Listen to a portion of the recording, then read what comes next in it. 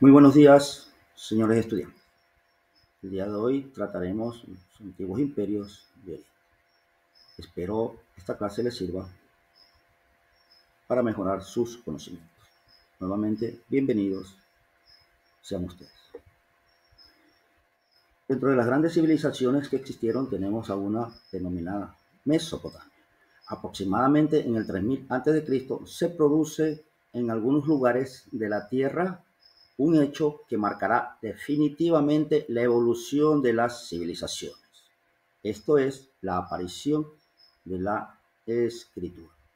Este acontecimiento marca el principio de la historia, permitiéndonos leer los documentos escritos, conocer mejor el pasado. Ya no solo disponemos de restos materiales, sino de textos que nos hablan de su lengua, sus costumbres, sus leyes y sus conquistas. La intervención de la escritura transformó el mundo y supuso el inicio de la historia.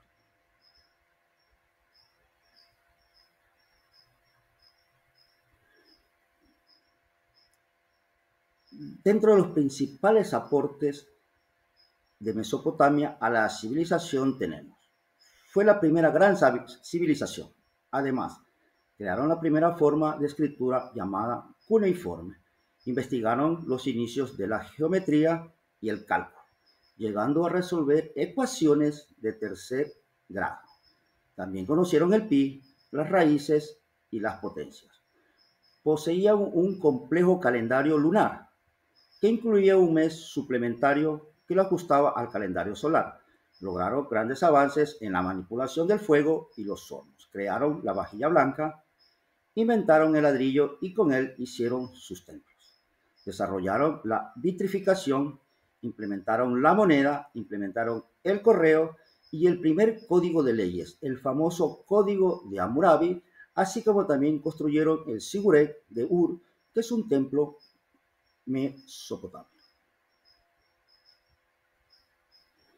Las principales ciudades y capitales que tenía Mesopotamia son Azukani, Ninive, Atra, Asur, Nusi, Palmira, Mari, Sikpar, Babilonia, Kis, Nipar, Isin, Lagas, Uruk, Alejandrina de Susiana y Ur. Todo esto de norte a sur. Pues bien, vamos a ver los grandes momentos de la historia de esta civilización. ¿Cuáles fueron? Las ciudades-estado, el imperio asirio, el imperio persa. Se sucedieron entre el año 3700 a.C., en el que surgen las primeras ciudades, y en el año 330 a.C., en que finaliza el imperio persa. ¿Cómo estaban organizados ciudad-estados? Pues bien, habían dos grandes grupos, los grupos poderosos, los grupos débiles. Entre los grupos poderosos tenemos a los sacerdotes, que eran aquellos que gobernaban la ciudad, poseían tierras y poder, organizaban al ejército y a la justicia, y uno de ellos era el rey. Después de los sacerdotes venían los escribas, que era un grupo privilegiado que sabían leer y escribir. Asimismo tenemos a los campesinos y artesanos que trabajaban para el rey y el templo. Eran la mayoría de la población. Eran aproximadamente el 97% de la población. Y por último, el grupo débil, que eran los esclavos. Los esclavos, por lo general, eran prisioneros de guerra o personas que no podían pagar sus deudas. Bien, Código de Hammurabi. El Código de Hammurabi fue las primeras grandes leyes que existieron. Entre uno de ellos tenemos a la ley del Tailón. Dicha ley te decía que lo que me haces, te lo devuelvo. Es decir, ojo por ojo, diente por diente. ¿Sí? Asimismo, el Código de Hammurabi tuvo ciertas normas que son: Si un hombre golpea a otro libre en una disputa y le causa una herida, aquel hombre jurará, aseguro que no lo golpea adrede, y pagará el médico. Si un hombre ejercido el bandidaje y se le encuentra, será condenado a muerte. Si un hombre ha acusado a otro hombre y le ha atribuido un asesinato y este no ha sido probado en su contra, su acusador será condenado a muerte. Si un hombre ha reventado el ojo de un hombre libre, se le reventará un ojo. Si revienta el ojo de un musqueno, que es un musqueno, es un ciudadano de clase media, pagará una mina de plata. Si ha reventado el ojo de un esclavo, de un hombre libre, pagará la mitad de su precio, es decir, el precio del esclavo. Muy bien. Otra de las grandes civilizaciones que se conocen es Egipto. Sí, Egipto está situado geográficamente en África nororiental y colinda por Libia, Sudán, Mar Rojo, Mar Mediterráneo. El río Nilo fue importante y la clave para la evolución de la civilización egipcia. El Nilo, con sus crecidas e inundaciones, permitía la formación de cierto tipo de lodo llamado légamo, una tierra rica en minerales que favorecía la agricultura.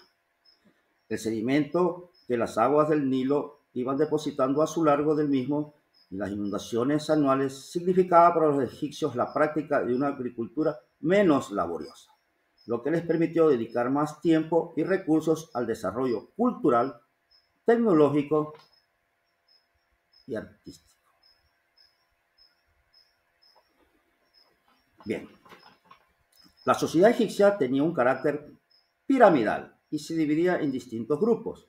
El primer grupo, el faraón, que era un rey o dios, y la familia real. Un segundo grupo, que eran los sacerdotes, altos funcionarios, gobernadores de provincias, militares y escribas de alto rango. Un tercer grupo, que eran los campesinos, que incluían artesanos y comerciantes. Un cuarto grupo, que pertenecían a los esclavos, eran considerados como objetos o animales y podían ser comprados y vendidos. Muchos de ellos trabajaban en las casas acomodadas. Los egipcios eran gobernados por el faraón, quien se ayudaba de funcionarios, gobernadores y militares para extender su poder por todos los territorios bajo su mando y así cumplir las leyes establecidas. A esta organización, encabezada por el rey, se le llamaba Estado. El faraón tenía asimismo la misión de defender con su ejército al pueblo, así como de organizar las ciudades, construir canales para riego, favorecer la agricultura, fomentar el comercio y administrar los excedentes agrícolas para superar con éxito los años de malas cosechas, así como las sequías. La religión egipcia era de naturaleza politeísta, es decir, creían en varios dioses y diosas. Los egipcios adoraban a Osiris, quien juzgaba el alma, a Ra, que era el dios del sol, dios principal del imperio, y a centenares de divinidades que representaron con cabezas de animal como gatos, escarabajos, serpientes y al buey Apis. Celebraban numerosos rituales. El más importante de ellos era hacia el río Nilo para que les dé sus beneficios. Como esta cultura, como esta sociedad tenía el aporte del río Nilo, ellos dedicaron su tiempo, mucho tiempo, a la arquitectura. ¿Sí? Por eso tienen grandes monumentos, entre los cuales podemos hablar. Las pirámides de Egipto fueron construidas como recintos funerarios de 3 de los faraones de la cuarta dinastía. Se han convertido en una de las 7 maravillas del mundo actuales. La de Keops es la más elevada, con 146.59 metros de altura, mientras que la de Khafre tiene 143,5 metros de altura y la de Mequerinos solo llega a los 100 metros de altura. Las tres, junto a los templos correspondientes, a la Esfinge y a las mastabas de reinas y funcionarios que las rodean, forman la necrópolis de Giza. Su construcción empleó a numerosos trabajadores que organizarían una ciudad alrededor de las edificaciones. Otro de los grandes monumentos es la Esfinge. Representa pues a Kefren, identificado con el sol en guardia permanente de toda la necrópolis. Muchas gracias, señores estudiantes. Espero haya sido de su agrado. Buen día.